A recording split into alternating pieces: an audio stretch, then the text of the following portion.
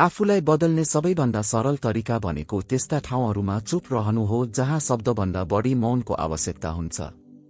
मौन नै त्यो कुञ्जी हो जसले आत्म-अधिकार र शान्तिको मार्ग खोल्छ। नमस्कार साथीहरू, तपाईहरू सबैलाई स्वागत छ भगवान बुद्ध कथामा। बिना कुनै ढिलाइ आजको यस कथातर्फ अघि बढौं। अंशुमान आफै पनि यो महसुस गर्थ्यो कि उसको स्वभावले उसको जीवनमा शान्ति र खुशी ल्याउनुको सट्टा तनाव र एक्लोपन बढाइरहेको छ। तर उसले बुझ्न सकिरहेको थिएन कि यस अवस्थाबाट कसरी बाहिर निस्कने। एक दिन उसले सुन्न पुग्यो कि नजिकैको जङ्गलमा भगवान बुद्धको प्रवचन भइरहेको छ। बुद्धका बारेमा उसले धेरै कुरा सुनेको थियो, उनको करुणा, उनको ज्ञान र उनले दिएका जीवनका शिक्षाहरू। यो सुनेर अंशुमानले सोच्यो सायद यसबाट उसलाई कुनै मार्गदर्शन मिल्न सक्छ। बुद्ध जीवनका गहिराईहरूलाई बुझाइरहेका थिए। त्यही समयमा बुद्धले सभालाई सम्बोधन गर्दै भने, यदि तिमीहरू आफ्नो जीवनमा साँचो परिवर्तन ल्याउन चाहन्छौ भने 10 ठाउँमा चुप रहन सिक। यो सुनेर अंशुमानमा आशाको किरण जाग्यो। प्रवचन सकिएपछि ऊ बुद्ध कहाँ गयो र विनम्रतापूर्वक सोध्यो, भगवान कृपया मलाई विस्तारमा बताउनुहोस् कि ती 10 ठाउँहरू कुन कुन हुन् र म कसरी तिनीहरूलाई आफ्नो जीवनमा अपनाउन सक्छु। बुद्ध मुस्कुराएर भने, यो जान्नका लागि तिमीलाई धैर्य, अनुशासन र आत्मनिरीक्षणको आवश्यकता हुनेछ। पहिलो स्थान, जब कसैले तिम्रो आलोचना गर्छ। बुद्धले भने, जब कसैले तिम्रो आलोचना गर्छ चुप रह। आलोचना तिम्रो लागि सिक्ने अवसर हो।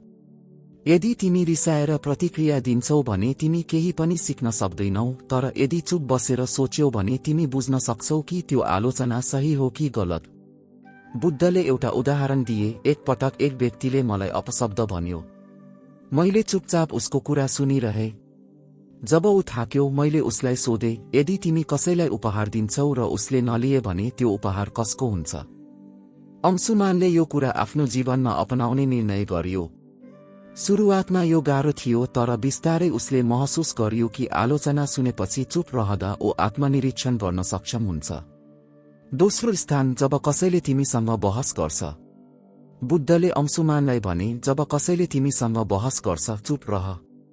बहसमा सत्य होइन, अहङ्कारको जित हुन्छ।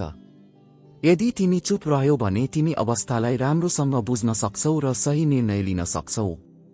बुद्धले एक किसानको कथा सुनाए। 2 किसान सानो जमिनको टुक्राको लागि झगडा गरिरहेका थिए। दुवैलाई लाग्थ्यो कि त्यो जमिन उनीहरूको हो। जब बुद्धले सोधे, के तिमीहरूले यो जमिन जन्मिँदा साथ ल्याएका थियौ वा मर्दा साथ लैजानेछौ, उनीहरू चुप भए। तेस्रो स्थान, जब कोही रिसमा हुन्छ। बुद्धले भने, त्यो बेला चुप रह, उसको रिसको ऊर्जा आफै समाप्त हुनेछ। उनले एउटा कथा सुनाए। एक राजाले रिसमा आफ्नो मन्त्रीलाई मृत्युदण्डको सजाय सुनायो। मन्त्री चुप रह्यो। भोलिपल्ट राजालाई पछुतो भयो र उसले मन्त्रीलाई माफी दियो। यदि मन्त्रीले त्यति बेला बहस गरेको भए सायद उसको ज्यान जाने थियो। चौथो स्थान, जब तिमी दुखी हुन्छौ। एक दिन अंशुमान गहिरो दुःखमा थियो। उसले बुद्धलाई भन्यो, भगवान म यो पीडा सहन सक्दिन। बुद्धले भने, जब तिमी दुखी हुन्छौ चुप रह।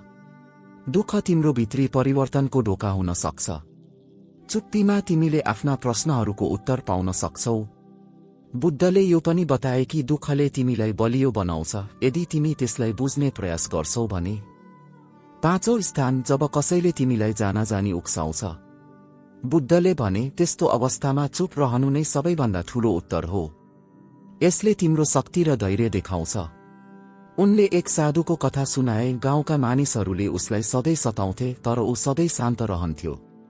बिस्तारै मानिसहरूले उसलाई सताउन छोडे। उसको चुप्पीले उनीहरूलाई परिवर्तन गर्यो। छैटौं स्थान, जब तिमीलाई अरूलाई मद्दत गर्नु छैन वा कसैले तिम्रो राय मागेको छैन। बुद्धले भने, हरेक ठाउँमा मद्दत गर्न आवश्यक हुँदैन। जब कसैले तिम्रो राय माग्दैन चुप रहनु राम्रो हुन्छ। यो शिक्षा अंशुमानका लागि निकै उपयोगी साबित भयो। सातौं स्थान, जब सत्य स्वीकार गर्न अर्को व्यक्ति तयार छैन। बुद्धले भने, सत्यको मूल्य तबसम्म हुँदैन जबसम्म त्यसलाई स्वीकार गर्ने व्यक्ति तयार हुँदैन। त्यस्तो अवस्थामा तिम्रा शब्द व्यर्थ हुन्छन् र तिमी केवल आफ्नो समय र ऊर्जा खेर फाल्छौ। उनले एउटा कथा सुनाए। एक साधु राजाको दरबारमा गएर भन्यो कि राजाका निर्णयहरू गलत छन्। राजा रिसायो र उसलाई बाहिर निकाल्न आदेश दियो। साधुले जाँदा भन्यो, सत्य भन्ने समय अझै आएको छैन, जब तिमी तयार हुन्छौ म फर्किनेछु। वर्षौपछि राजा आफैले गल्तीहरूबाट सिकेपछि साधुलाई बोलायो र उसको कुरा सुन्न थाल्यो। 9औं स्थान, जब परिस्थितिहरू तिम्रो नियन्त्रणमा हुँदैनन्। बुद्धले भने, जीवनमा धेरै पटक यस्ता अवस्थाहरू आउँछन् जसलाई तिमी परिवर्तन गर्न सक्दैनौ। त्यस्तो अवस्थामा रिसाएर वा व्याकुल भएर तिमी केवल आफ्नो शान्ति गुमाउँछौ। त्यसैले चुप रह, स्वीकार गर र समाधानतर्फ ध्यान देऊ। उनले किसानको उदाहरण दिए, जब वर्षा भएन किसान चिन्तित भयो। बुद्धले भने, तिमी वर्षा बदल्न सक्दैनौ तर आफ्नो मेहनतको दिशा बदल्न सक्छौ। किसानले त्यही गर्यो र समस्या समाधान भयो।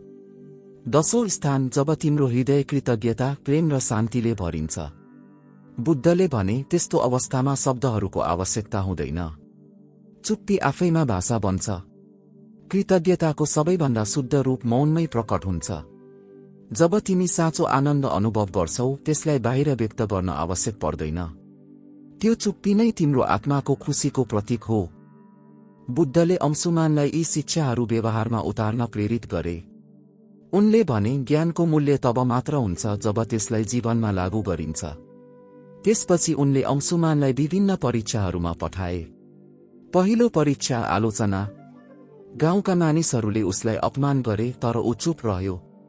बिस्तारै उनीहरू थाकेर उसमा आएको परिवर्तन देखे। दोस्रो परीक्षा बहस। एक व्यापारीसँग कुरा गर्दा व्यापारी बहस गर्न थाल्यो तर अंशुमान चुप रह्यो। उसको चुप्पीले व्यापारीलाई सोच्न बाध्य बनायो। तेस्रो परीक्षा रिस। एक क्रोधित व्यक्तिसँग मद्दत माग्दा पनि उसले चुप रहन रोज्यो। बिस्तारै त्यो व्यक्ति शान्त भयो र उसले चुप्पीको शक्ति बुझ्यो। चौथो परीक्षा दुःख। एक विधवा स्त्री जसले आफ्नो छोरा गुमाएकी थिए, अंशुमान उसको छेउमा बसेर केही नबोली साथ दियो। उसको मौन उपस्थितिले स्त्रीलाई सान्त्वना दियो। पाँचौं परीक्षा उक्साहट। केही मानिसहरूले उसलाई उक्साए तर ऊ चुप रह्यो। अन्ततः उनीहरूले हार माने। अन्तिम परीक्षा, जब उसको हृदय कृतज्ञता र आनन्दले भरियो, उसले चुप्पीलाई नै आफ्नो अभिव्यक्ति बनायो। अन्ततः उसले बुद्धका चरणमा नतमस्तक हुँदै भन्यो, भगवान, म बदलिएको छु।